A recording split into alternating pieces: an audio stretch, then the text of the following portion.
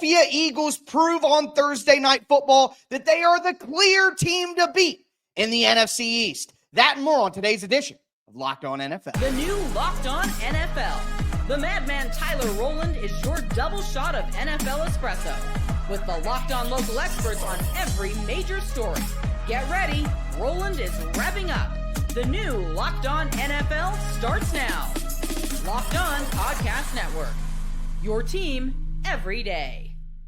Football fans, welcome in to the Locked On NFL podcast, bringing you a double dose of the NFL's biggest stories with help from our local experts that know your favorite teams like no one else. Make sure to listen to every episode of Locked On NFL on Amazon Music. I am your host, the madman, Tyler Rowland, joined today, as I am every Friday, by the mastermind, Locked On NFL expert Ross Jackson. On today's show, I'm going to tell you why the Green Bay Packers are still going to own the Chicago Bears. We're also going to talk about primetime matchups with the Chiefs and the Steelers getting points. We're also going to start with this Thursday night football clash between the Philadelphia Eagles and the Washington Commanders. Before we dive in, thank you for making Locked On NFL your first listen and for being an everydayer here with us at the Locked On Podcast Network, where it is your team every day. Today's episode is brought to you by FanDuel. You could start the second half of the season with a big return on FanDuel. New customers can place a $5 bet and get started with $150 in bonus bets if you win that first $5 bet. Visit FanDuel.com to get started. Ross, it's the Philadelphia Eagles superstars that make them the clear favorite and won them this game on Thursday Night Football. Yeah, and the Washington Commanders are absolutely closer than we thought they would be, but they're not quite there yet. Not quite. My guy Gino Camilleri from Locked On Eagles broke down this Eagles win.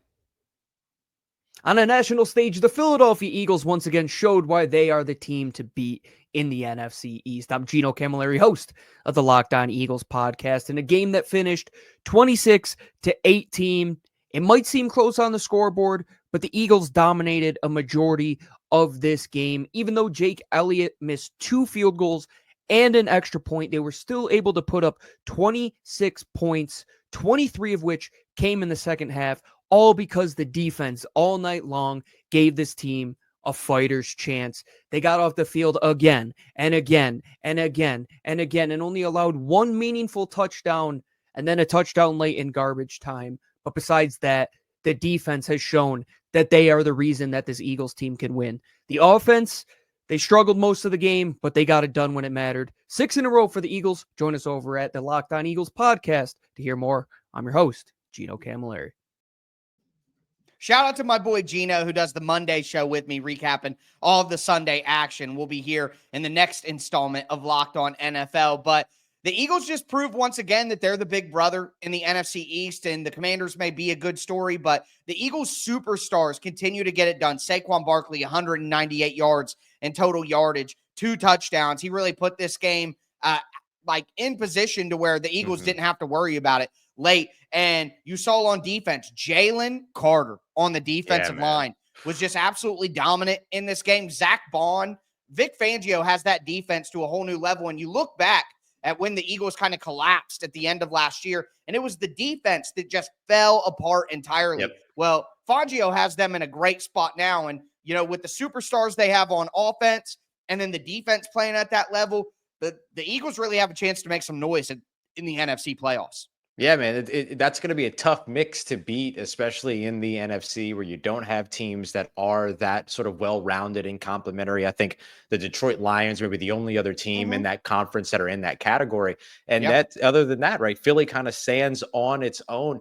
You mentioned Saquon Barkley's incredible day, but then you also look at A.J. Brown pulling together 5 catches for 65 yards. Dallas Goedert given 61 catches over on his side. There's enough on that offense to where even when they do have a sluggish game or a sluggish start like they did, they can outlast the team because their defense is beating the crap out of the other offenses, so they're not going anywhere. So they were able to outlast it in a way that's really unique to what Philly's doing right now. I mean, think in the NFC right now, outside of the Detroit Lions, would you take the Eagles or the Vikings? Would you take the Eagles or the Packers? They already beat the Packers this year. Would you take the Eagles or anybody in the NFC West? Like, I would take the Eagles as probably the second best team 100% in the NFC right now. But looking at the Commanders side of things, Ross, I think you made a great point right before we played the clip of Gino that, you know, the Commanders are not quite ready yet.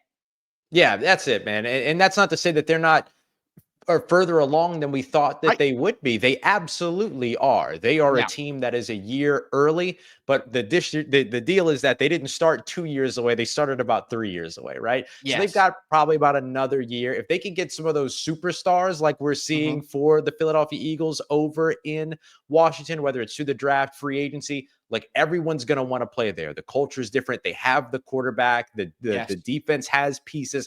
Like people are going to want to go to Washington, which is going to be a very different perspective than what we're used to talking about when we're talking about that Yeah. franchise. So they're going to get there. They're just not there yet, but they are definitely ahead of schedule. And I think, again, I point out the superstar thing with the Eagles. The Commanders just don't have those game breakers at this time. They have a good system. Dan Quinn obviously has the defense playing well, schematically speaking, but without a Jonathan Allen, who's out for the season with injury, without adding Marshawn Lattimore, who's still out with the hamstring, you get those two guys back, and then you add another offseason worth of player acquisition. They definitely need more on the offensive side of the ball. I think Terry McLaurin is a very, very good wide receiver, but is he a true dominant number one guy? I don't quite know. And the reality is, after the gimmick of the pony sets, and for those listening, a pony set is the two running backs in the backfield where the Commanders were using Brian Robinson and Austin Eckler on the field consistently throughout that first half and third quarter. Once kind of the novelty of that washed away, the Commanders didn't have anything else to go to until garbage time, and they started to kind of get some stuff together. So I think that, like you said, they started the season 3 years away in most people's mind. They're clearly closer than that, but they're probably still 1 year away from being a true contender in the NFC. And I think getting some more superstars on offense and adding some of these players that they already have on the roster who are hurt right now to the defense will allow them to kind of get to that next level. Yeah, they need that. What I would love to see them figure out a way to get is that dynamic game breaker running back that's a complement to Brian Robinson. I don't think Austin Eckler is that guy. I don't think Austin Eckler is going to be that guy ever again in the NFL. If they can find that guy, another Jahmyr Gibbs type, you know what I mean? Like that's the perfect complement for what that offense could use. Maybe a little Boise State running back action if the Commanders can find their way up high enough in the draft. That's a trade up scenario that I wouldn't mind seeing for them in the draft. Yeah, I'm drafting a running back in the first round. I'll draft them when they're special. 100%. I think if your roster is in a good enough spot, you can afford to take that kind of luxury pick. For me personally, I think they need the big physical X receiver. Again, I think Terry McLaurin would be really good in a wide receiver 2 role. If you got like a Tetaroa McMillan out of Arizona, like that would be an excellent fit. They just need that big physical. Maybe they're a T. Higgins player coming into free agency this year. That could make some sense as well. But we got a lot of great football ahead of us this weekend. Don't need to look too far ahead into free agency for the Commanders. They're still a good football team and a fun football team at that. But a lot to discuss, an insane week of NFL action ahead of us in week 11. It's Locked On NFL, part of the Locked On Podcast Network, your team every day. Today's episode is brought to you by Mint Mobile. With big wireless providers, what you see is never what you get. Somewhere between the store and your first month's bill, the price you thought you were paying magically skyrockets. With Mint Mobile, you'll never have to worry about gotchas ever again. When Mint Mobile says $15 a month when you purchase a 3-month plan, they mean it. Say bye-bye to your overpriced wireless plans, jaw-dropping monthly bills, and unexpected overages. Mint Mobile is here to rescue you with premium wireless plans starting at $15 a month. To get this new customer offer and your new 3-month premium wireless plan for just $15 a month, go to mintmobile.com/LockedOnNFL. That's mintmobile.com/LockedOnNFL to cut your wireless bill to $15 a month at mintmobile.com/LockedOnNFL. $45 upfront payment required, equivalent to $15 a month. New customers on first 3-month plan only. Speed slower above 40 gigabytes on unlimited plan. Additional taxes, fees, and restrictions apply. See Mint Mobile for details. Also, today's episode is brought to you by FanDuel.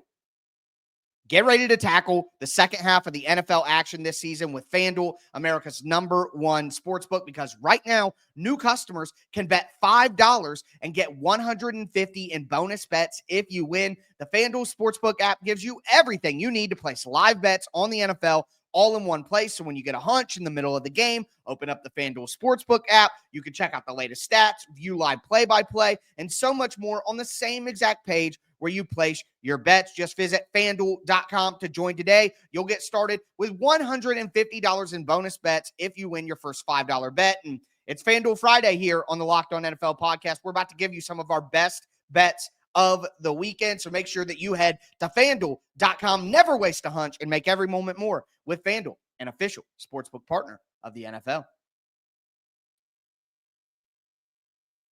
All right, Ross, let's continue today's edition of the Locked On NFL podcast. We talked about a good Thursday night football game. I won't call it because, you know, start. But at the end of the day, a good football game between two good football teams. Glad to get some clarity on who the king of the NFC East really is going to be. But again, an insane week of action lies ahead, and it's the madman and the mastermind. So you know that it's FanDuel Friday. We got some great bets for you guys. Before we dive in, thank you for making Locked On NFL your first to listen each and every day. Make sure that you get subscribed, stay subscribed for free NFL content all year round, all week long, always here on the Locked On Podcast Network. But Ross, I have to start with what I think is one of the craziest things. Pittsburgh Steelers getting points against the Ravens. It is insane to me. And my guy Chris Carter talked about this matchup on Crossover Thursday. I also am interested to see how Russell Wilson and Lamar Jackson contrast in their style. Lamar Jackson is the engine that makes the Ravens go. I would say that Russell Wilson's become the point guard that allows the Steelers offense to make plays. And so it's kind of funny. You got a guy who's more of a facilitator, who kind of has all the assists, a John Stockton, if you will, in Russell Wilson. Meanwhile, you got like Steph Curry and Lamar Jackson. He's just jacking up the threes all over the place. And I'm really intrigued by who's going to find more success with their style of play going into this game. If Lamar Jackson tries to play hero ball in this game, cooked. The Steelers are going to get to him. Michelle Majuk, the data queen on yesterday's show, had a great stat that TJ Watt has 7.5 sacks on Lamar Jackson in the 4 games that they faced off against each other. The Steelers' defensive front is too good for Lamar to play hero ball, and I trust the Steelers' defense to have a good plan to shut down the run game. And on the flip side, the Ravens' defense is the worst unit in the game to me. Yes. Out of the offense and defense on both sides, the bottom of the rankings for me is that Ravens defense. The Steelers, I think the Steelers may win outright at home in Pittsburgh. I am absolutely taking the Steelers +3 in this game. One of my best bets of the weekend. Yeah, I love that. And look, while Tyler is focused on his madman best bets, I'm going to be giving you a parlay here throughout. So I'm going to help you build a 7-leg parlay, put $10 down, walk away with a little bit over 1,100 when this hits. And for me, the thing I'm looking at goes right back to that Ravens defense, Tyler. The worst defense in the NFL when it comes to defending the pass in terms of yardage and scoring. Most passing yards allowed per game, most passing touchdowns allowed so far this season with 22 through these first 10 weeks. So for me, the prop is easy on this one. Russell Wilson over 228.5 passing yards. Easy peasy lemon squeezy. Because I will say this, the one thing that Baltimore does well is that they do take away the run. So you're looking for Russell Wilson to take the ball to the air. But I think that works for Pittsburgh and what their defense is going to be able to do over the other side. 100%. It lines up perfectly for those moonshots that Russell Wilson likes to take. I think that's a great and we get point more right there. George Pickens shenanigans, baby. I'm all about it. George Pickens is just one of those classic diva wide receivers for the Steelers, man. They just, Mike Tomlin doesn't care. And, as a guy who's been deprived of that, the team I cover, I absolutely love seeing it. So I'm with you there. Steelers passing game is the big difference. Man, it's a good thing they put Russell Wilson in. I guess Mike Tomlin was right. That's why he's paid handsomely to make these decisions. But the other great game of the weekend is the Kansas City Chiefs and the Buffalo Bills. And I got to tell you, given Patrick Mahomes points, even on the road, dangerous proposition to me. What are the keys to victory for this one for the Chiefs? My guys from Locked On Chiefs talked about that on Crossover Thursday. For me, they have to continue to take care of the ball. Patrick Mahomes has been a lot better the past couple of weeks taking care of the ball. If he doesn't turn the ball over, it helps their chances. And, you mentioned this earlier, and this is one of the big things in this game. The Chiefs lead the league or are very high in the league at 10 plus play drives. That wears a defense down, that wears a team down. And if they can continue to take care of the ball and have those type of sustained drives, Kansas City should be able to put themselves in the driver's seat to win this game. I think that's a good talking point. The Bills very good at taking away the football. 18% of drives against the Bills defense end in a takeaway. The Bills have had multiple takeaways in all but 3 games this year. They've had a takeaway in every game. They've had a takeaway in 12 straight dating back to last season. So obviously I think that's going to be a big part of the equation here. The turnover battle absolutely will be a big part of the equation. I agree 100%. But last week, Patrick Mahomes was finally able to clean those turnovers up. And the Bills have beat the Chiefs 3 straight times in the regular season. And at some point, that's going to go back the other way. Without maybe Amari Cooper, and even if he plays, he's got a wrist injury. Is he going to be able to catch a guy who's already had massive drop issues this season with Cleveland and with Buffalo? True. Dalton Kincaid banged up with a knee. Is he going to be at full strength? We know that Keon Coleman is going to be out. It makes it too easy for the Chiefs to focus in on the run game and slow down James Cook. I like the Chiefs with the points. Like my guy Alex Clancy says from Locked On Cardinals, it's Patrick Mahomes until it isn't. You're giving me points. I love it. Kansas City plus 2.5 at Buffalo. That's one of my best bets of the week.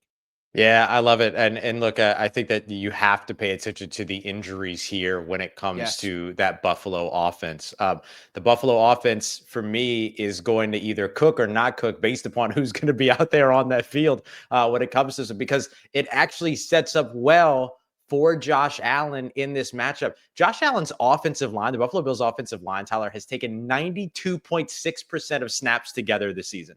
That's insane. Offensive lines are not that healthy. Right. So he's got the offensive line in front of him. He's been outstanding against the blitz. He's going up against a Spagnuolo defense. What are they going to do? They're going to blitz. They blitz at the 4th highest rate in the NFL. It's all there. But for me, it's who's on the field for Josh Allen to even be able to take advantage of any of that too. So if Cooper's not able to go, or if you're too concerned, if Kincaid's not able to go, or you're too concerned, you might go under on the passing yards this week for Josh Allen, 233.5. Everything lines up to tell you that you should take the over, but that's what it's there for. It's there to fool you. You take the under on Josh Allen in this one. Okay. All right. The mastermind, building the mastermind parlay of the week here. I do just want to say this, and it's a point that I've been making all week, and I'm going to stick to it. If Josh Allen can go out there and end the undefeated season, for the Chiefs haven't lost in like 12 straight games or, something like that. If Josh Allen with banged up weapons can go out there and end the Chiefs undefeated season, even at home, I'm sorry, but he's the MVP front runner. I know Lamar's had a great season, but at some point he's had 2 MVPs. He's been awarded for his greatness.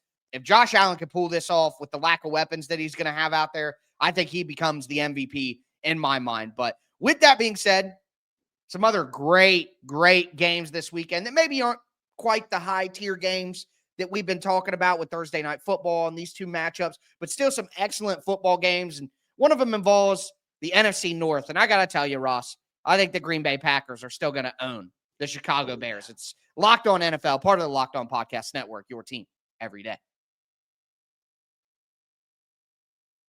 Today's episode is brought to you by Hillsdale College.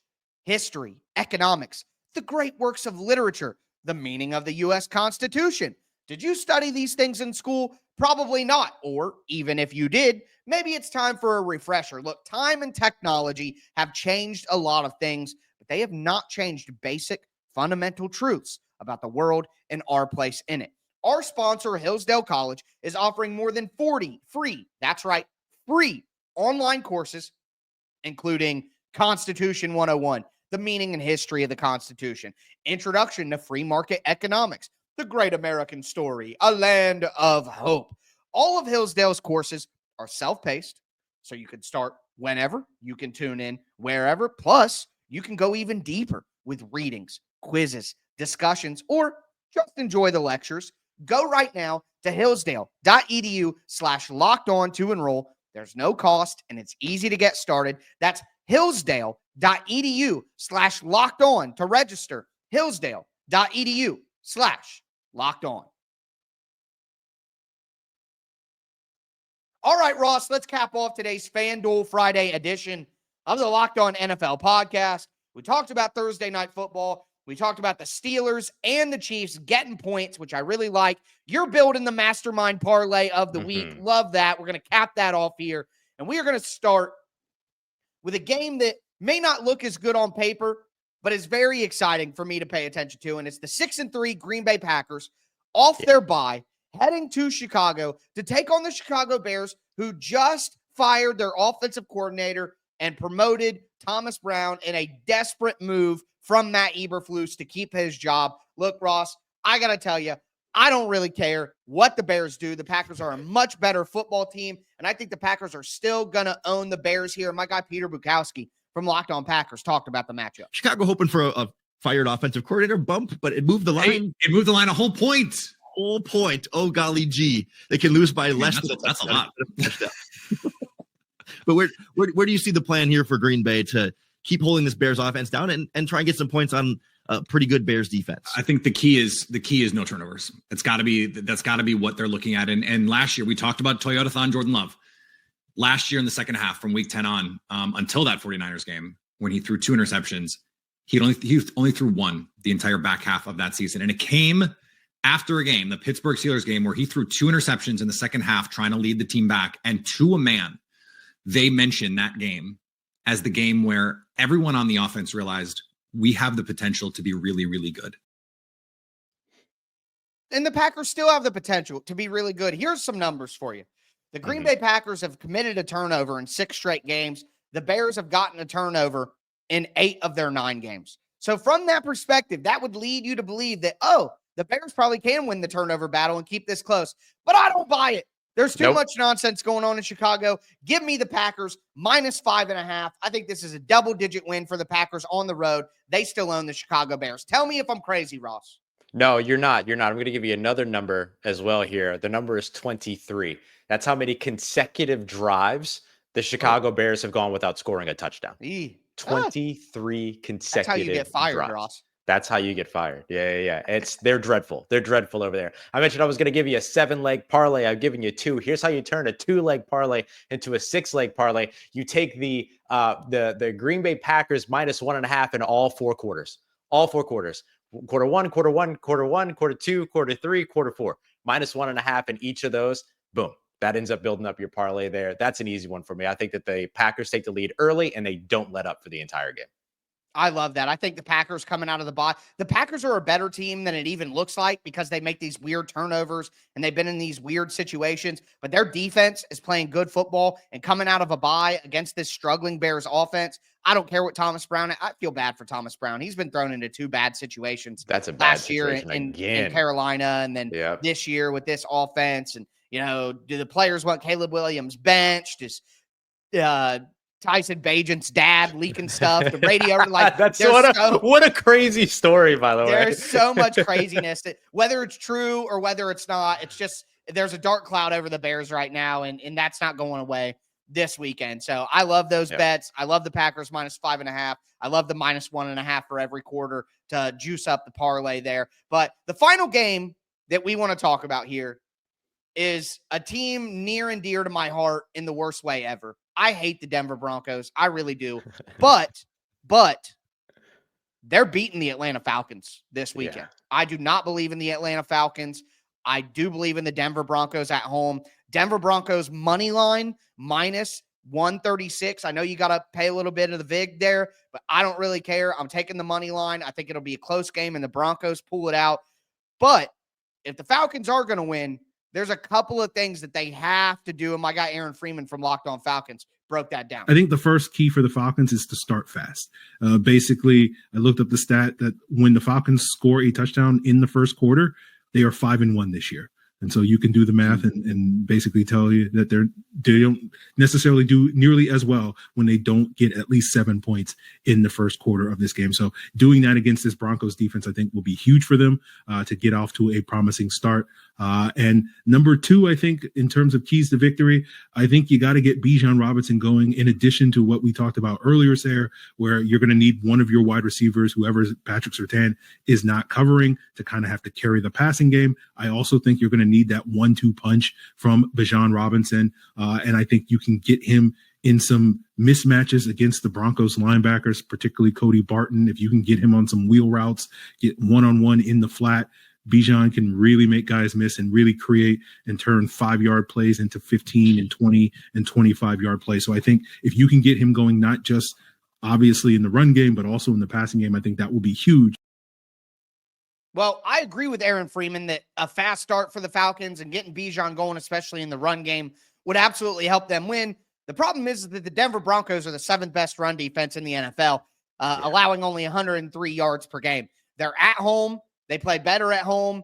There's no way that the Falcons are going to be able to run the ball with enough efficiency and success to get off to that fast start that they need to get off to. So I like the Broncos in this game. They look bad, or not look bad, but it was a bad loss last week against the Chiefs with the field goal block.